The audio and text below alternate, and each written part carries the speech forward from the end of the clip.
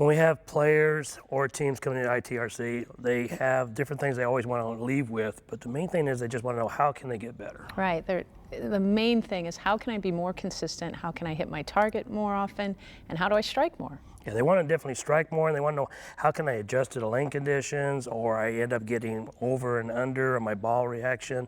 How do I read lanes? A lot of it is what's going on the 60 feet past the foul line. Right. I hear all of those things, but in my mind I'm thinking, I just need to get some video, we'll do some shot repeatability, and we'll figure out odds are it's something that's happening right at the start of their approach that's making all of these things inconsistent. So when we come in here and you come for a lesson or for a group, we actually do a shot repeatability analysis. So we measure at least 10 shots on 2 different patterns, and we kind of look at those shots to give us an idea where do we want to attack the physical game, because bottom line, the player's responsible for what's going on down the lane. You know, the lane is really not doing it. It's usually the player that's doing it. Right, and oftentimes they're really very focused at what's going on right at the point of release, and you know, I always say that, you know, that's where we try and fix things and we try and force a change there. Usually doesn't hold. It's usually something that we've got to attack at the very beginning of the approach. That's just the effect of what's caused the problem. So we have 3 types of swings you usually see going down the lane, or launch angles going down. You'll see those players that are really accurate where they slide and lay down the ball. It's just, they're sliding within a board every time, sending that ball down a board every time. But the shot just get wider as it goes down the lane.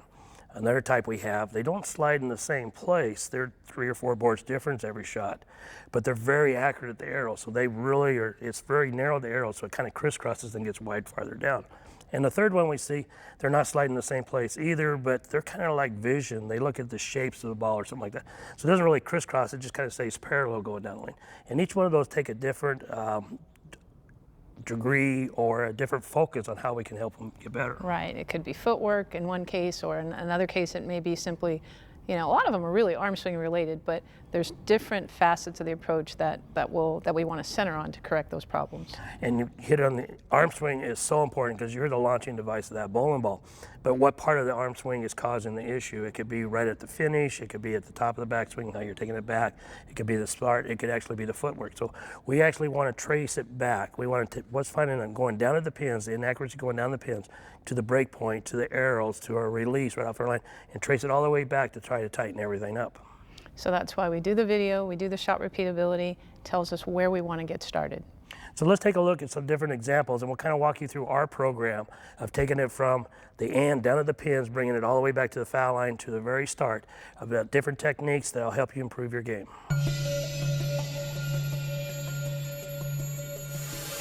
Players are always looking for ways to improve, and they want to be more consistent of their launch angles, the break point, and you know, they want to strike more, and they're looking for ways to do that.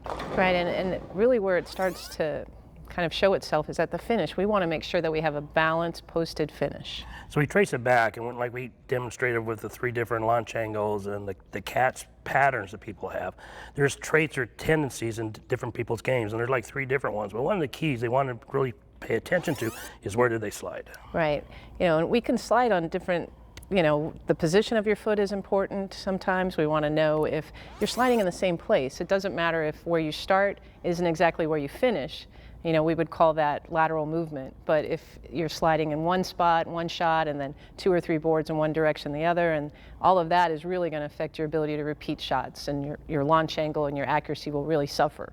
So a board or 2 is going to be okay. So if I'm sliding 19, 20, 19, 20, 21, in that range, generally that's going to be good. But you're saying if I slide like 19, 19, 23, 19, 19, 18, 17, that's going to be a problem. Yeah, obviously that's going to affect where the ball gets to down lane and at the same time where you are through the arrows. And you know, I can remember growing up, it was really important, all of my coaches really harping on the fact that I needed to slide in the exact same place that I started with, and it's just not a reality today. Players really are kind of getting their body out of the way of the swing so their swing can stay straight. Oftentimes as a right-hander they're going to slide a little further left than where they started, and as a left-hander they'll slide a little further right.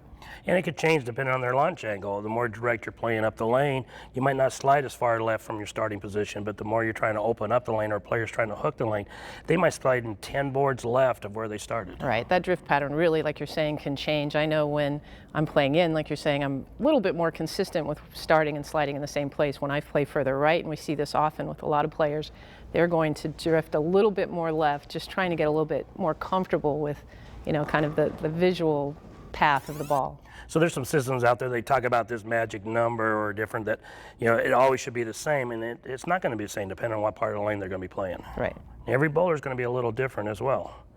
One thing you want to pay attention to when you're looking where you slide, if you're so focused on that target and you're sliding in a board or two different and you're readjusting your swing to hit that target, what's that going to do down the lane to them? It's definitely going to affect you're going to see a wide range of, accuracy down lane. Yeah, so it's going to be really accurate. You're splitting boards almost at the arrows, but because the ball came from a different place, because you slid in a different spot, that could be 5, 7, 9 boards down at the pins. And we'll hear players sometimes say, wow, these lanes, I missed my mark by half a board and I went Brooklyn. Well, that's really what's going on. Exactly. When we didn't have balls that hooked a lot, it was really important that we got the ball going the right direction off our hand. And so we were very, very focused at the target area, at the arrows, at the dots, if that's what you looked at. But today's player really sees it more in shapes. They see where they need to get the ball at the arrows and where they need to get to at the break point.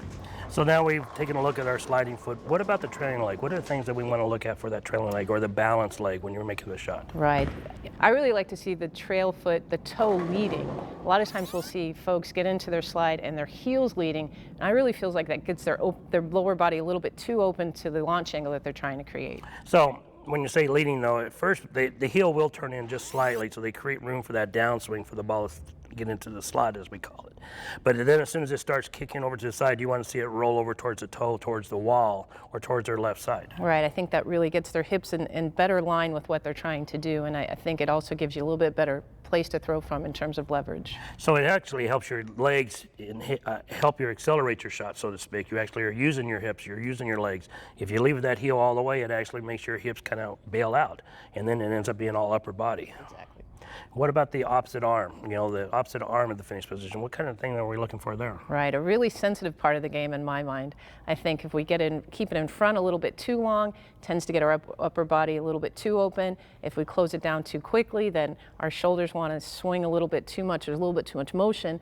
Our throwing shoulders tends to lead, and then our mistakes tend to be a little left as right-hander off our hand. So is there a spot that we would like the shoulders to be square? What part of the swing or that finish position would we want that to be square? I like for your core to be square to your break point, what you're trying to hit. We don't want to be too square to the lane if we're trying to open up the lane, and vice versa, we don't want to be too open if we're trying to play straight up the lanes. And one thing, the trick that a lot of the high-end players will do, and you league bowlers can try it as well, is that if you have a tendency for that non-bowling or that balance arm to go back too quick, is we want to see you just kind of roll your thumb down and just continue rolling it down in a clockwise motion.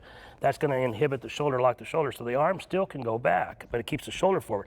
And it's not so much the problem that the balance arm goes back, it's when that shoulder goes back too early before the release. Right, and a lot of times that happens, it feels like we try to correct it as it's happening, but usually it's just a byproduct of sometimes that swing just not getting started at the right time, and you need to do that in order to get the ball off your hand and to get back in time. So we start using our upper body and our shoulders to close things down to get everything facing the right direction again. That's a strong key. A lot of times using the upper body to redirect the swing because it's coming from a bad position, or we're trying to hit a target, or we're sliding in a different place. Anytime we start getting that upper body going in that finish position, redirecting the bowling ball and getting those shoulders rotate, nothing good comes from that.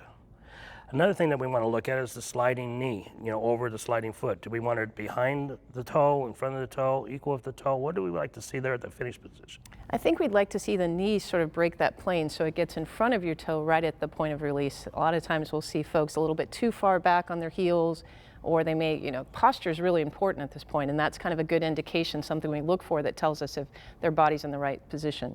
And that finish position, well, that's the time when that release happens. It's, when you're getting to that finish and that posting, that's when that release happens. And where do we want that release to actually start? Do we want it to start in front of the slide foot, behind the slide foot? Where do we want it to start? And it's almost a really sort of gradual progression of the release. It starts when your thumb exits. We like to see it right around your ankle, or maybe even a little bit before that. And then, by the time your fingers are out of the ball, that could be actually out in front of your toe.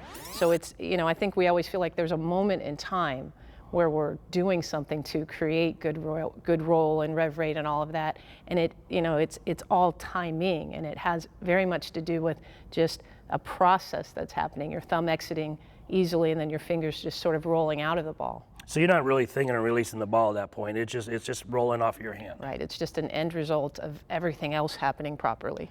And you'll see a lot of the higher end players right at that spot, if we drew a line vertical from their ankle up, that ball in hand will break that plane before their shoulders because they're letting the ball lead into the release. And then where a lot of league bowlers or amateurs, I think they get in trouble because they use too much upper body and they get that shoulder leading into the release. They feel like they have to hook the ball, that they're, there was a time, I think, and kind of the difference between, I think, today's game and even when I was playing a little bit more seriously out on tour, where the way we hooked the ball was we were contracting and we were using lots of upper body and lots of wrist and hand.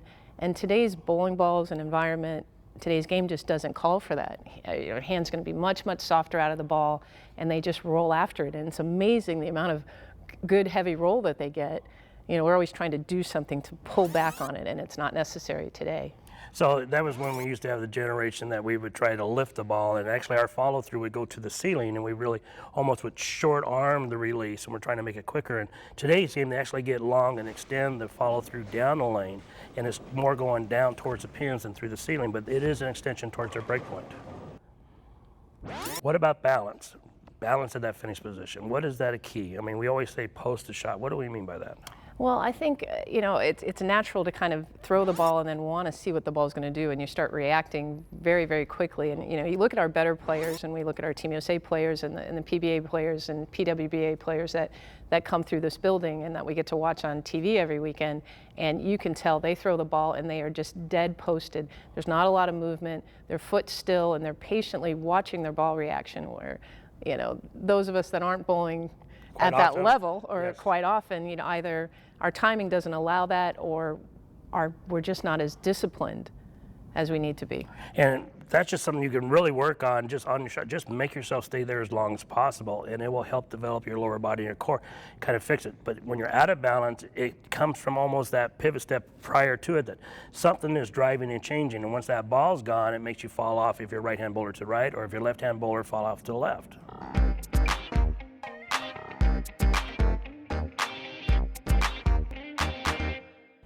Kim, as we come back from the finish position and we were looking at the different launch angles and breakpoint control different bowlers have and liabilities that might be traced to the finish position, but those are all created before the finish position. So let's continue back to the pivot step or the power step, which just happens just prior to the finish position.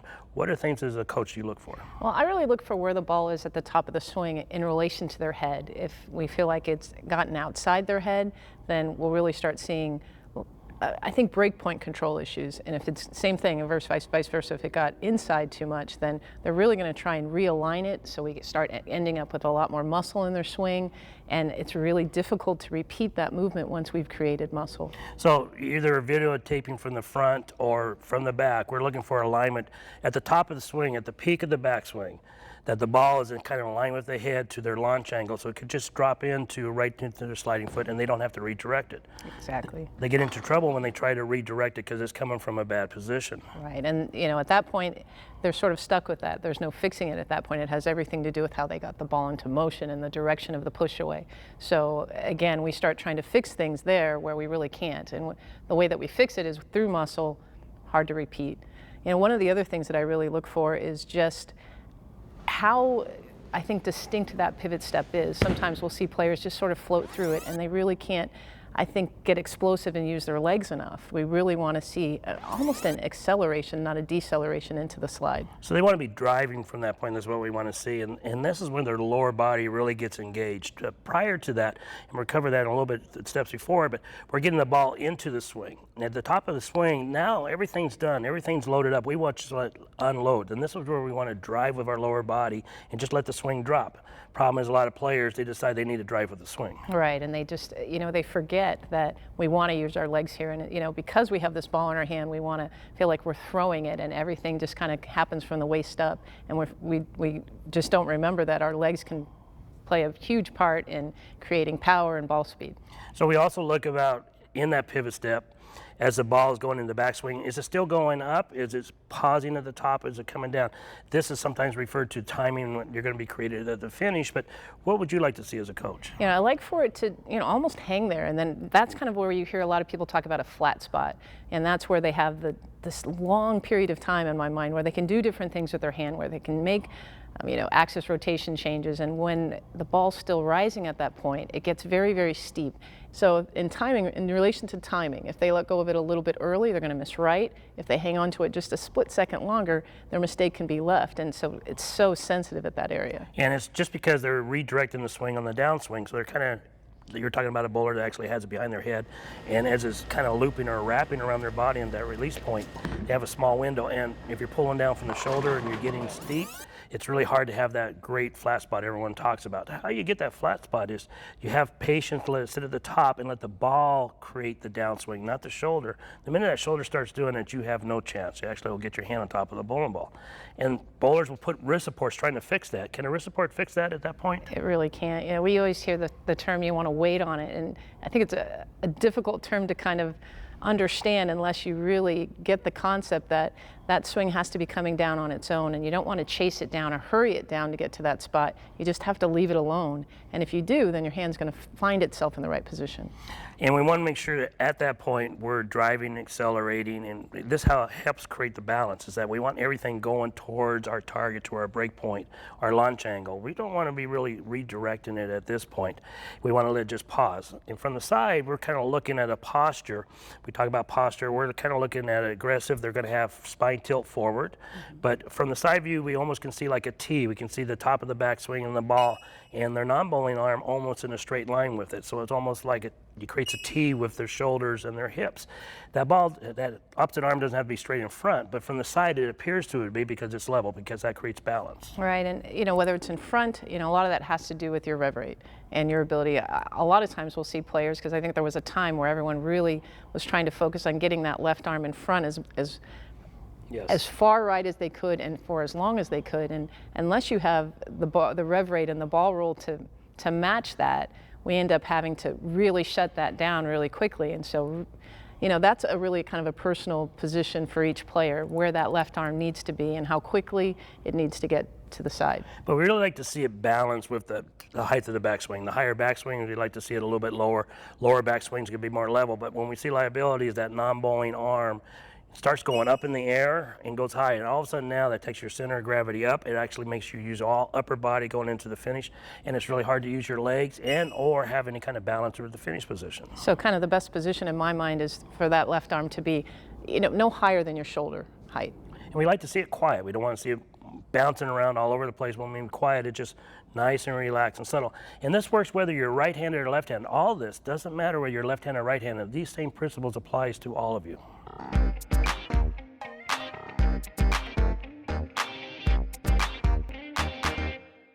So we're tracing it back. Again, bowlers looking at that break point, that consistency, and this game is definitely a cause and effect. And you just want to kind of keep going back to find out where that liability is.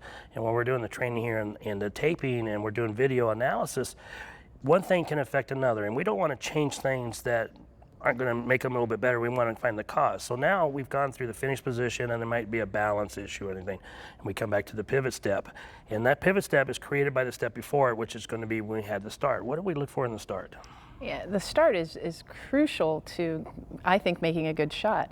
And I always talk about when people come to our training center and all the students that I work with that, what's cool about our game is we can play it a lot of different ways. But I think there's probably 2-3 things that are really important, regardless of your style, that have to happen in order to repeat. And one of which is your position of your body in the stance. We want to make sure that I like to say your core is facing what you're trying to do, facing the launch angle that you're trying to create. So the core doesn't necessarily have to be straight up the lane. You kind of want to be walking or taking your steps to that start up the lane, but you want your core and everything oriented to your launch angle. When you get to the foul line, the direction it's going. We really don't want to see a lot of rotation of the body during the approach. Right, we see that often, a lot of twisting where their upper body may be open, and I'll see their hips square and their feet open. All three of those pieces of your body, so your hips, your shoulders, and your ankles, we want them all facing the same direction. And we want them to face what you're trying to do, the launch angle that you're trying to create. So we almost look at it like the start that we're initiating. We're getting the ball into the swing, to the top of the swing, and from that point, when we talked about the pivot step or the power step, that's where we just want it to drop in and go. So we're winding up the bowler, so to speak, so they can unwind and load to the launch angle. So this is critical for consistency, and a lot of times when we see arm swing issues with a player or balance issue at the finish position, it can be traced back to this step. Exactly, so often. And I think the next thing that I really look for is that push away. And I think it's important to be aware of your push direction, the shape of that push away, and also the speed of that push away. All three of those things can really impact your release at the finish. So it's going to be the tempo of it, and when you say the shape, we like to see it rounded. I mean, a lot of times, anytime you get that ball in front of your hand or you get a sharp edge, you're going to have to grab it and then pull. And when that happens, all of a sudden the shoulder is going to follow either. So we talked about that pivot step, that when you didn't want that shoulder leading, it could be created right there at the start because you kind of let the shoulder, you follow the push, or you let your hand, the ball get in front of your hand a little bit, it locked that shoulder. And once that shoulder is locked, it can't relax as it goes forward. Right, and that push direction, I think for a long time as a player and even as a coach before I was a little better educated, we used to tell players to push towards their break point. Again, it just creates too much movement with that swing. We want the swing to be as straight as possible. So, we preset the angles in the stance, but that push direction is still going to go directly straight up the lane. Because the lane is so long, and it doesn't look that way, but the lane is extremely long versus how wide it is. And we want to keep that arm swing as tight, and we're only dealing with 1 degree, 2 degree launch angles. So we want that core opening up, or our body posture oriented towards our break point. Well, we want to keep that swing going as straight because we're talking very small degrees of changing the launch angles of whether you're going up the lane or whether you're trying to hook the lane. So we want to keep it as direct as possible. How can we have that swing help it get going straight back? What do we want to do with our footwork? Well, in order for that to happen, because we like to see it start between our chin and our shoulder, because that's just a good position, a good slot or window that we like to see the ball in. So we get our body to escape out of the way so that swing can stay on that plane. So the best way to do that, as a 5-step delivery, it's going to be your second step. If you're a 4-step delivery, it's going to be your first step. We want that leg to slide out of the way so the swing can drop right underneath that shoulder and stay in that window. So we don't mean that you need to be walking a tightrope all the way up the approach. We just want to see that step be in line with the non-bowling side. So we create a window or an opening for that ball swing to stay with us tight underneath our shoulder. Right, it's a common kind of error, I think, when folks do work on their crossover, that they feel like they have to kind of tightrope it up there, like you're saying. And one of the other things that I think is really important is the position of that foot as you get into that crossover. As we preset those angles, and let's just say you've got the lane pretty opened up and your right side of your body as a right-hander, your left side of your body as a left-hander is swung open.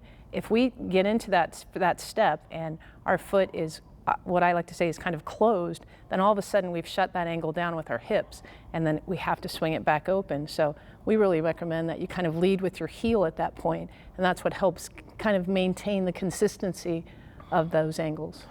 We use terms like we use the crossover term. We don't really mean we want you to cross over that step, and that's what it's always called. We just want you to be in front of it or in line. So like you're walking on a 2x4 or walking on a curb. We don't really want you to cross over, and it's just like push away. That term push away has always been bad. We just want you to initiate the swing, get some momentum and initiate that ball swing, and keep that hand relaxed. Let the ball momentum take the arm back. Another term that we use is arm swing. Really, ball swing is going to be more urgent. So we want all this stuff to initiate nice and loose and try to keep everything aligned. Right. In this case, more is not better. Overshooting that crossover is just as harmful as not getting there at all. And really trying to make sure that swing stays as loose as possible. And the less we manage it or bring it anywhere, the better off we are.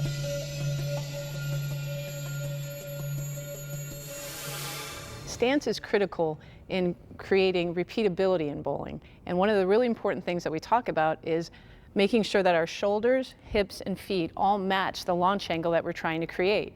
You want to liken it to other sports. If we're throwing a ball, which is what we're doing in bowling, we want to make sure that our throwing shoulder never starts leading out. So if we think about it, if we're trying to throw a football or a baseball, we don't want this in front because that really affects our ability to have good leverage and good repeatability and any power.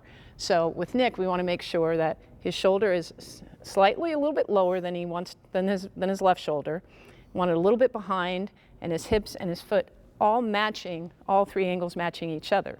We talk a lot about having the ball positioned between his chin and his shoulder. We want it to start there because that's where we want it to finish. So it makes sense in today's game to have our swing as straight as possible. So we start it between his chin and his shoulder. Maybe you want to think just right of your belly button if you're right-handed, or just left of that if you're left-handed. Starting it there. So Nick takes a 5-step delivery. With his first step, he's going to go forward, and his second step is going to be what we call a crossover step. And we have 2 guides on the approach to help make sure that happens. What it allows is the swing to happen in this really good window between his chin and his shoulder. So as he takes that step, he's going to go 1 with his first step, and then cross over directly in front of the second step. That's going to allow a great pathway to drop, and he doesn't have to swing the ball around his body, but he's getting his body to escape out of the way so the swing can stay straight.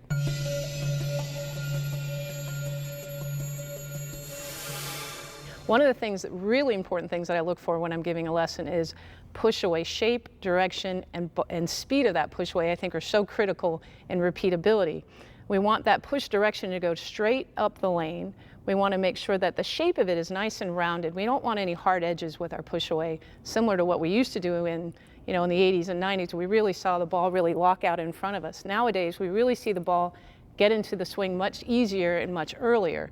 So we'll see Nick just do a nice small rounded motion with his push away. That's really important. The next thing that we look for is at the end of that push, we want to make sure that the ball doesn't get in front of his hand. That's really going to affect your ability to have good ball roll and really good rev rate. We want to make sure that, not necessarily cupped, but that your fingers stay in front. We don't want this. We want to make sure that hand stays nice and relaxed, but at the same time, the wrist stays straight.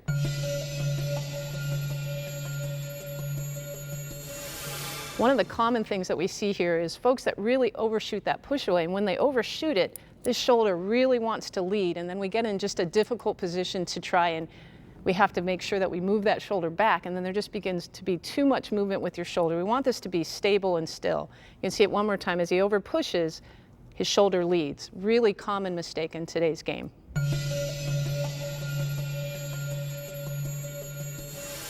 So a lot of times we can trace problems with controlling our break point and our launch angle to the push direction. When we see that they're spraying the ball down lane, a lot of the time it has a lot to do with push direction. If they happen to push too far right, the ball is going to get oftentimes too far inside their body or inside their back, not in line with their head where we want it to be. Or if they push in, they'll see their mistakes happening down lane, oftentimes are going to be left.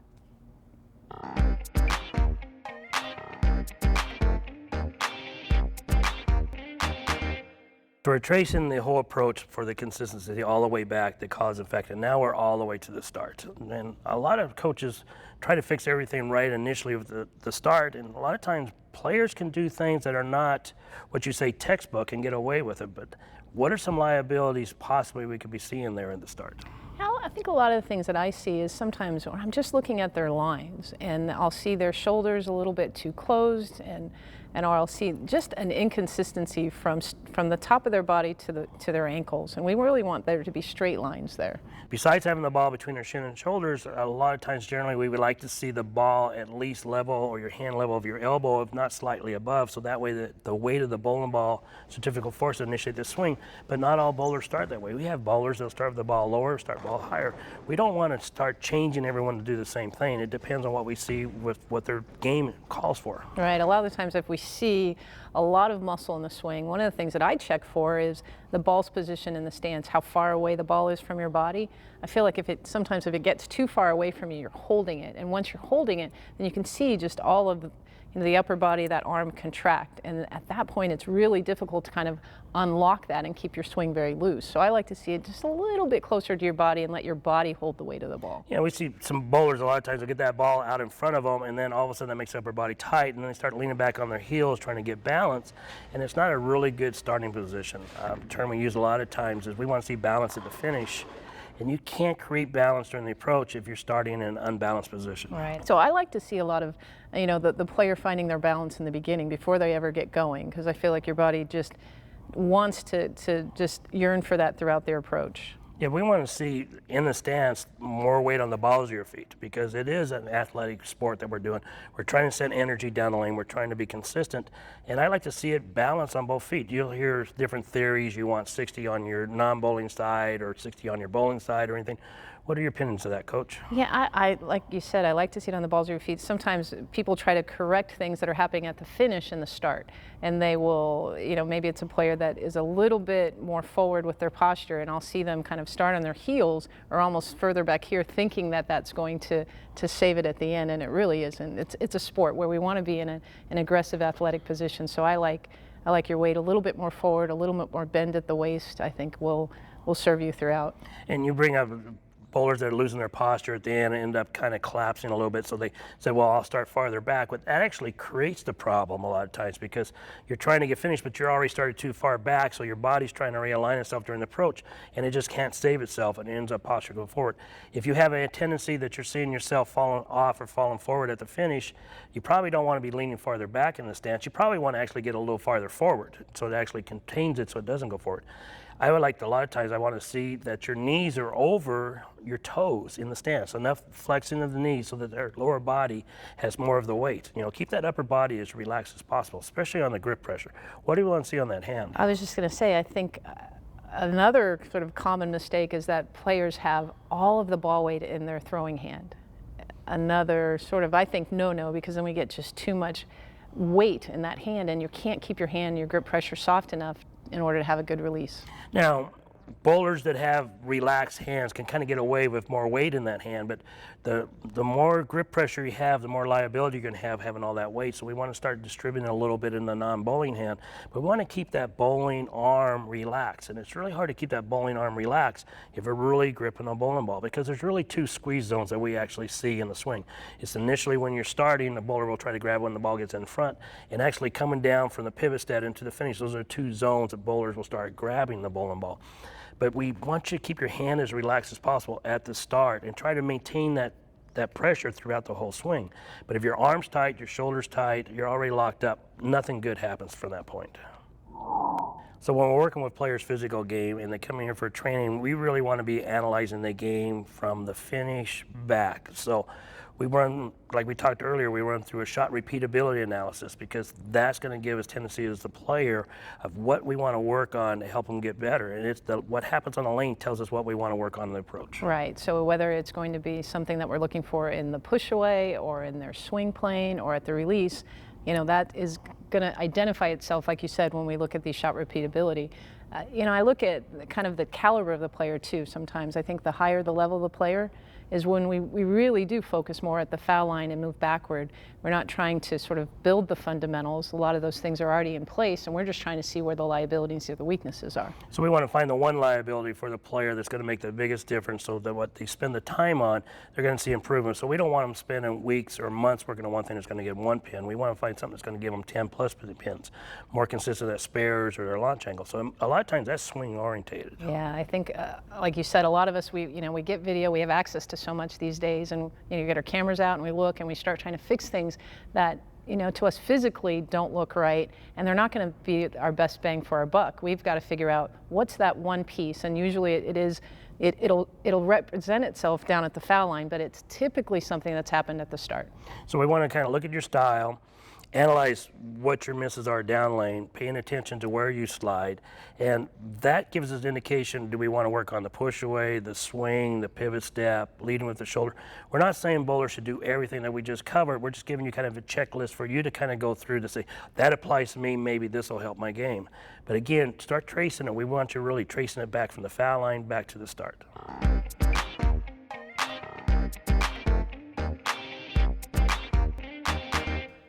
When it comes to resistance training, in order to build muscle strength, there's two main ways to do this. One is using machine weights, the other is free weights. Machine weights are really good for beginners because there's going to be a limited range of motion, it's going to be a little bit safer, and it doesn't require a spotter. However, there are some limitations to this, which makes free weights a little bit better. Free weights are going to be a lot more functional for a sport.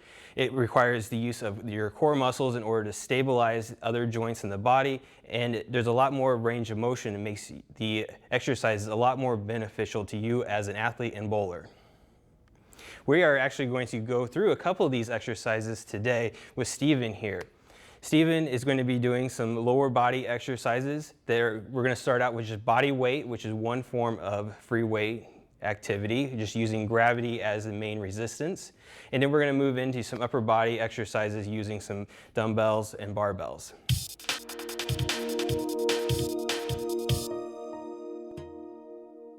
A standard lower body strengthening exercise is the squat. The squat is great because you can do it just using your body weight, but you can also add some weight in as well.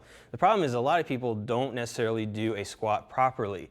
And when you don't do a squat properly, you're not really going through the full range of motion, so you're not getting the benefit of strengthening the muscles through its full movement pattern.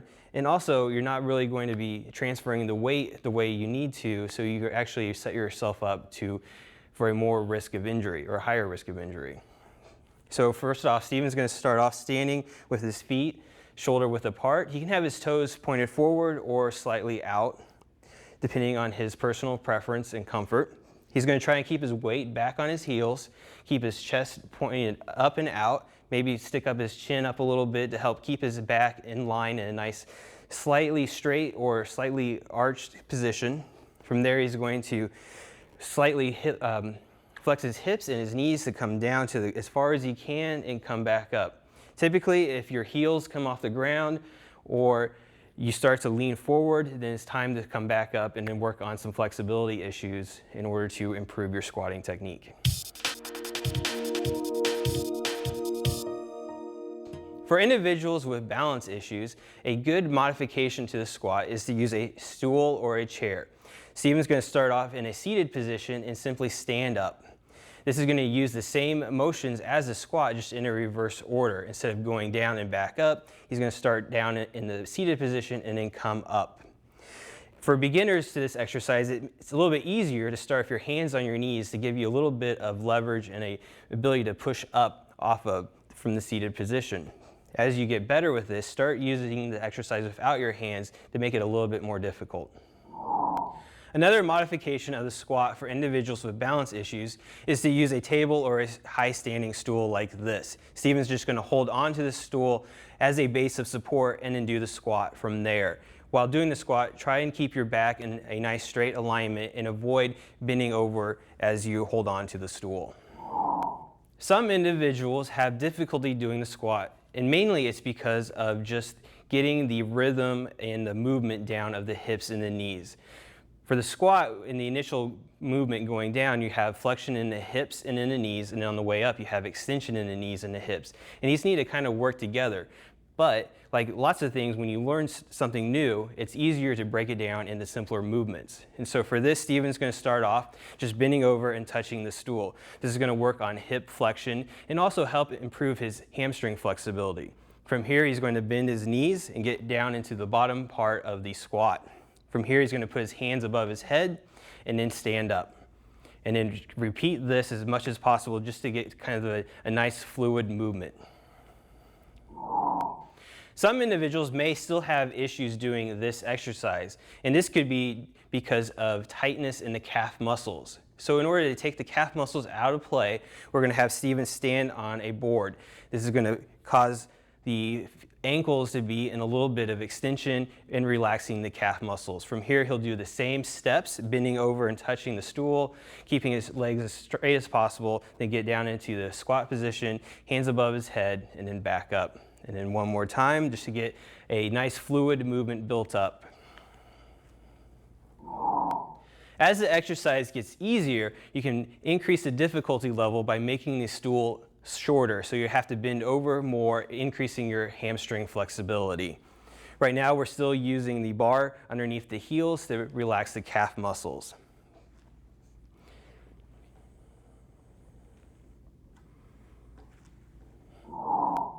Ultimately, we want to be able to do this exercise with your heels flat on the ground and still using the same height stool, if not even a lower height of a stool, to really increase your range of motion in your hamstrings. Eventually, this exercise will really help you get into a deeper squat position with a little bit more balance and be more comfortable while you're doing it, so you can increase your repetitions or even start adding some weight to really increase your muscular strength in your lower body.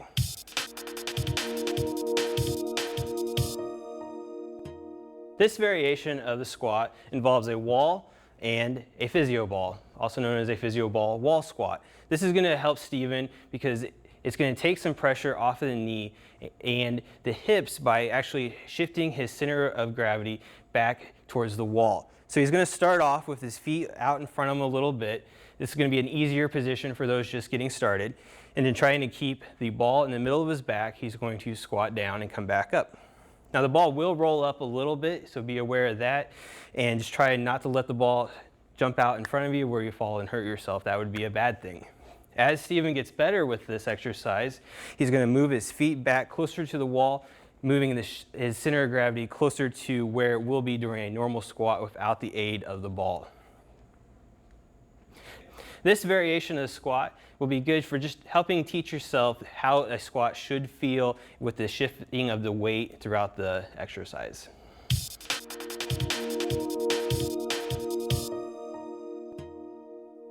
If you have access to a squat rack and some elastic tubing, this is another great exercise to help you improve your squatting technique.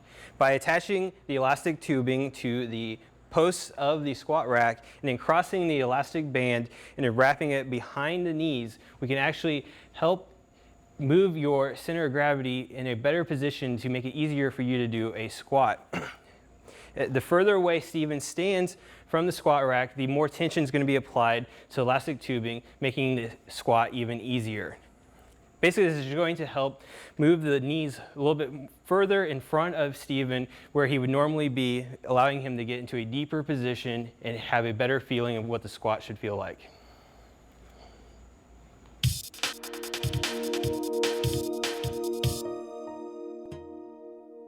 As you progress with your squatting technique, there will come a time where you'll need to start adding weight to the exercise in order to fully maximize the potentials that you can get from doing the squat and maximize your strength. We suggest that when you start using a bar with your squats, you really should use a squatting rack. The squatting racks are designed for your safety and the safety of others, with these vertical posts that help prevent any front to back movement that may injure others or yourself. They also have horizontal bars that prevent how deep you can get into your squat. They also provide an aid in case you get into trouble. You have something that can catch the weight so it's not going all the way to the ground. These bars also have the ability to have a resting point for the bars, which is going to be standard on all squat racks. When setting it up for you, you want to make sure that this post is actually at your armpit level to allow you the ability to get underneath the bar and lift it up, and also be able to re-rack it when you're done with the squat without having to exert too much effort after the end of the exercise when you're going to be tired already. An additional safety feature that you should use when doing a squat is, or any other free weight exercise using a barbell, is to use the weight clips. They just slide onto the end of the bar and you can lock them into place to make sure the weights stay where they are. This is important in case you start to get in trouble and lose balance. You don't want the weight sliding off to the side, causing an even more imbalance and further risk of injuring to yourself. For the squat though, we're going to have Steven step underneath the bar and position the bar across the top of his shoulders. This is called a high bar position. There's also a low bar position, but it's not as comfortable for beginning squatters. He'll then just basically stand up to lift the bar off of the holders and get into position with his feet shoulder width apart, feet pointed forward or slightly out, and then from there he'll flex his hips and his knees to the lower, trying to keep his back in a nice straight alignment, and then come back up. Now, when you're doing this exercise, it's going to be good to have a spotter in case you get into trouble. When squatting with a bar, it's preferred that you have a spotter. And actually, in this case, you would want two. Your spotters are going to stand at the side and cup their hands underneath the bar and go down and up with it. In case you get in trouble, they can catch the weight and help you back up into the starting position so you can re-rack your bar.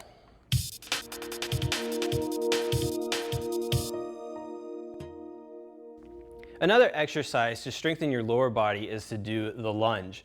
The lunge can be, at times, easier than a squat because it's easier to get into the full range of motion, but it can also be harder because you're having to use more core muscles and balance on one leg as opposed to two legs.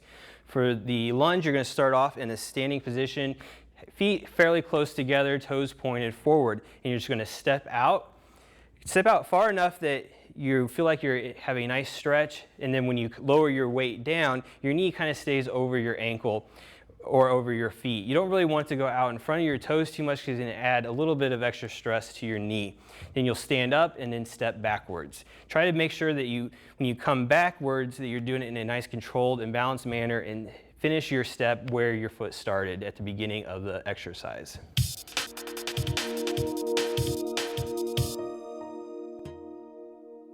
For those individuals with balance issues, it might be easier to do a split squat to start out with. With this, you're going to get into the same starting position for a normal lunge and extend your foot out, and then you're just going to lower your weight and then come back up. And instead of coming back to the starting position, you're just going to continue to lower and raise your weight kind of like a squat. So you get the benefits of the lunge without all the balance of coming back and forward that could cause an increased risk of injury if you have any balance issues.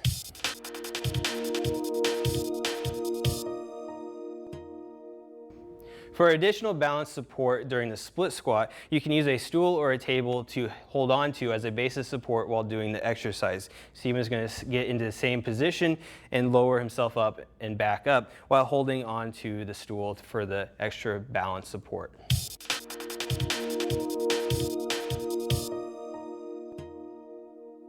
The lunge is a great activity because you can add other movements into it to make it more challenging and increase the number of muscles that are used to it, so you get a more beneficial workout. Steven's going to do a lunge and then rotate his core or his torso from side to side and then come back up.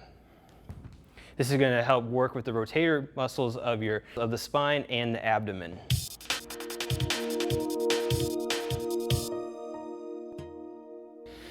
The lunge can also be made more challenging by adding a weight. In this case, we're using a medicine ball to a normal lunge. And then by incorporating the movements of the rotation, we're actually increasing the difficulty of the lunge one more step higher.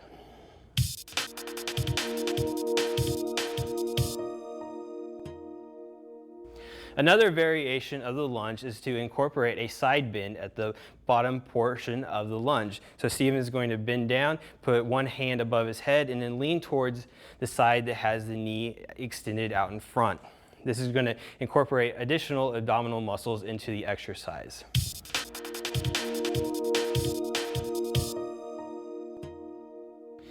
The addition of a medicine ball to the lunge with the side bend can make it more challenging because you have the extra weight above your head that you're going to have to use your abdominal muscles to help support.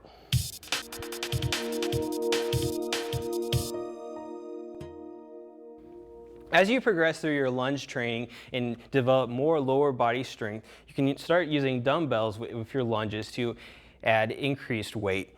You want to start with a weight that's easy for you to manage, something that's easy for you to hold on to and won't cause any balance issues. So starting with a lighter weight is okay, and then move into something a little bit heavier. You're going to use the same lunging technique, just holding the weight to your side.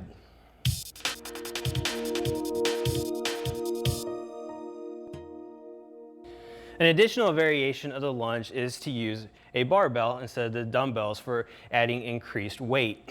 For this, we're using the squat rack, but we've positioned the holders on the outside of the rack because of the range of motion of the lunge. We don't want to be restricted by the vertical posts. So we have the rack set the same height as the squat. So these holders are going to be right about armpit level. Steven's going to get in the same position, the bar across his shoulders. He's going to stand up, lift the bar in front of him, or lift the bar up.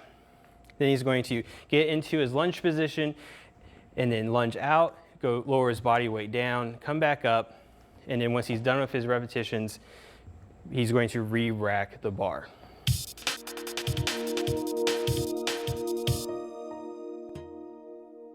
Lunges can also be done in reverse. Steven's just going to stand in the same position, but instead of stepping forward, he's going to step backwards. Then he'll lower his weight down to the ground, trying to keep his knee over his ankle, mid-foot area, and then bring his weight back up. Then he'll step forward instead of backwards to return to the starting position. The backwards lunge is going to affect the muscles in a little bit different manner than the forward lunge. You're going to get more flexibility benefits in the hip flexor area, and it's just going to train the quadricep muscles and the glutes in a little bit different manner than a forward lunge will, so you get a better overall balance of your lower body strength.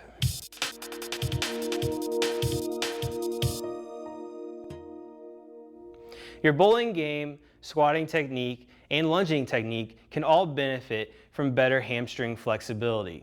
Now we can increase our hamstring flexibility by bending over and touching our toes while keeping our legs straight. We can also do it by leg swings, but we can also do it through this exercise here.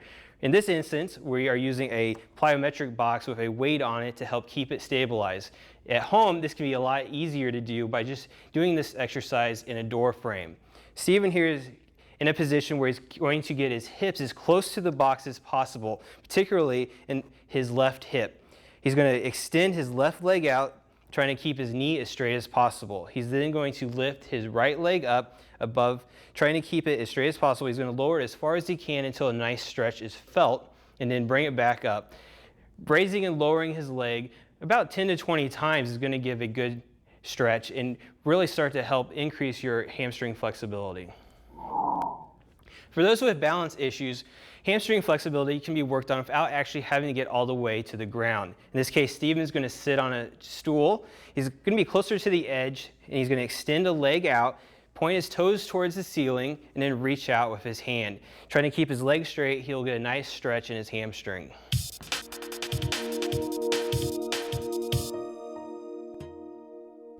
Free weight exercises are great for the upper body because they're going to incorporate more core muscle activation. Plus, it means that you have to use your stabilizing muscles in your shoulder in order to really do the exercise properly and to get the most benefit. One exercise that we can do right here is an upright row. Steven's just going to stand and lift the bar up to his chest and lower it back down. This is a great exercise to use with a bar weight because it's going to be able to use both hands at the same time. To make it more challenging, you can use a dumbbell, but it makes it really difficult, and it takes a lot of synchronization between both hands in order to do it properly.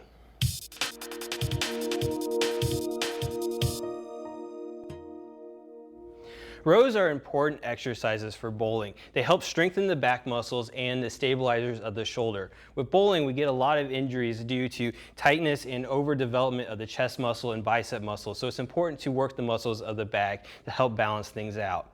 Another exercise to work the muscles of the back is the bent over row. So Steven's going to stand in the same position as the upright row, except he's going to bend over, keep his back nice and straight and flat, and then bring the bar to his chest.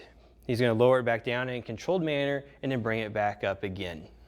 Once he's done, he'll stand up and then position the weight back into a resting position.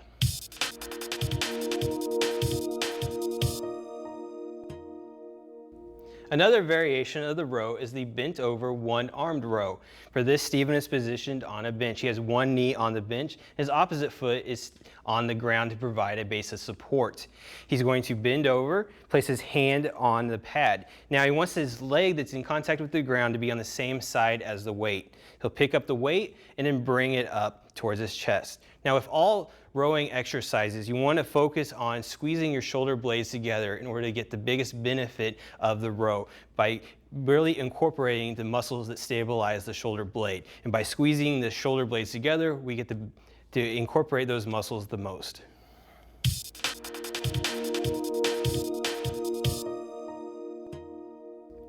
In the bent over one-armed row position, we can also work our tricep muscles. Steven's going to pick up the weight and get into the end position of the row. From here, he'll just simply extend his elbow, working his tricep muscle.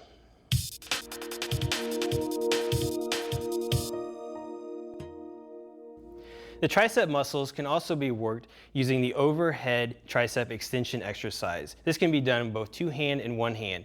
Here, Steven is demonstrating the two-hand method. So you're going to put the weight behind your head and flex your elbow as far as you can, and then lift the weight above your head by extending your elbows. By lifting it, you'll be working your tricep muscles. To make this exercise a little bit more difficult, you can do it one-handed and working one side at a time. This is going to cause a little bit more of a stability issue, so it's really going to help work the stabilizing muscles of the shoulder, giving you a little bit more benefit. Now, the reason we want to work the tricep muscles is because with bowling, we get a little overdeveloped in our bicep muscles, especially if we have a little bit of a technique issue in our physical game. So by working the tricep muscles, we can help balance out these issues and help our swings become a little bit more looser and more refined.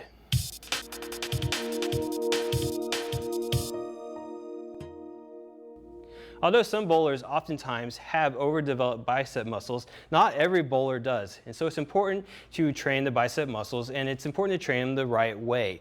Right now we're going to be using a couple of dumbbell weights. Steven's going to have them hanging to his side. He's going to move them out in front of him. He's going to rotate his wrists out and then bring them up to his chest and lower them back down in a controlled manner. Now you can do this like Steven is demonstrating right now, both dumbbells at the same time. You can do them one at a time.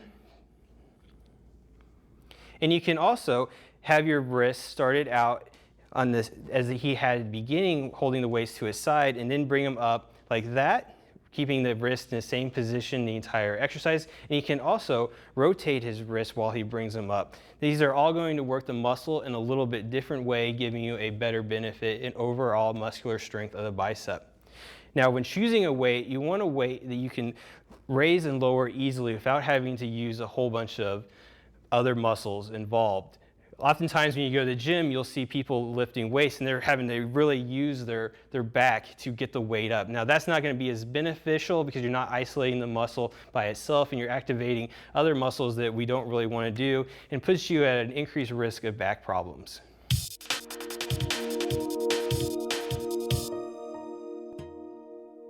There are a variety of foam rollers that you can buy. They vary in length and density so that they can work different areas a little bit easier, and the density makes it so there's either greater or less pressure depending on what type of pain you can tolerate, because this can be painful when you first start out.